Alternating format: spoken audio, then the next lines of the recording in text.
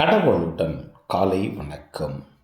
புனித லூக்கா எழுதிய நற்செய்தி 10ஆம் அதிகாரம் 17 முதல் 24 வரை உள்ள இறைவார்த்தைகள். அக்காலத்தில் அனுப்பப்பட்ட 72 பேரும் மகிழ்வுடன் திரும்பி வந்து, ஆண்டவரே, உமது பெயரை சொன்னால் பேய்கள் கூட எங்களுக்கு அடிபணிகின்றன என்றனர். அதற்கு அவர், வானத்திலிருந்து சாத்தான் மின்னலைப் போல விழக் கண்டேன். பாம்புகளையும் தேள்களையும் மிதிக்கவும் பகைவரின் வல்லமை அனைத்தையும் வெல்லவும் உங்களுக்கு அதிகாரம் கொடுத்திருக்கிறேன். உங்களுக்கு எதுவுமே தீங்கு விளைவிக்காது.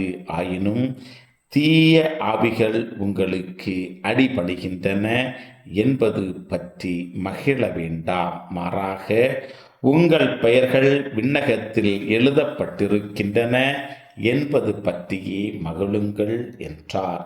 அதே நேரத்தில் இயேசு தூய ஆவியால் பேருவகை அடைந்து, தந்தையே, விண்ணுக்கும் மண்ணுக்கும் ஆண்டவரே, உம்மை போற்றுகிறேன். ஏனெனில் ஞானிகளுக்கும் அறிஞர்களுக்கும் இவற்றை மறைத்து குழந்தைகளுக்கு வெளிப்படுத்தினீர்.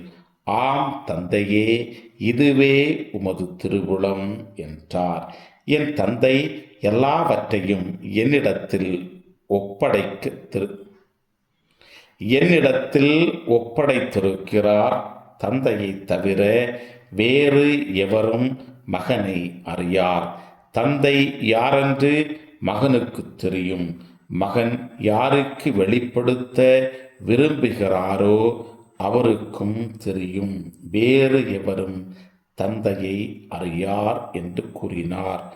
பின்பு அவர் தம் சீடர் பக்கம் திரும்பி அவர்களிடம் தனியாக, நீங்கள் காண்பவற்றை காணும் வாய்ப்பு பெற்றோர் பேறு பெற்றோர். ஏனெனில் பல இறைவாக்கினர்களும் அரசர்களும் நீங்கள் காண்பவற்றை காண விரும்பினார்கள், ஆனால் அவர்கள் காணவில்லை. நீங்கள் கேட்பவற்றை கேட்க விரும்பினார்கள், ஆனால் அவர்கள் கேட்கவில்லை என நான் உங்களுக்கு சொல்லுகிறேன் என்று கூறினார். கிறிஸ்துவின் நற்செய்தி. இந்த நாள் இனிய நாளாக அமைய வாழ்த்துக்கள். பல பல பல புதுமைகள், பெருமைகள், இனிமைகள் இறங்கிய நல்ல நாள், ஒரு நல்ல நாள், நம் தேவன் தந்த நாள். இது நல்ல நாள், ஒரு நல்ல நாள், நம் தேவன் தந்த நாள்.